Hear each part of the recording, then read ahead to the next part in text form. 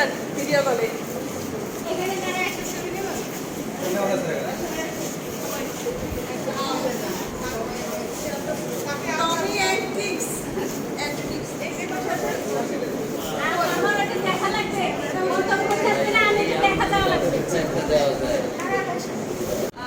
করবো মোড়া ফল চাষ, সংরক্ষণ করবো 12 মাস। এর প্রতিপাদ্যকে সামনে রেখে জাতীয় ফল মেলা 2026 আজকে 3 দিন ধরে আমাদের উপজেলা পরিষদ অডিটোরিয়ামে চলবে। আজকে প্রথম দিন।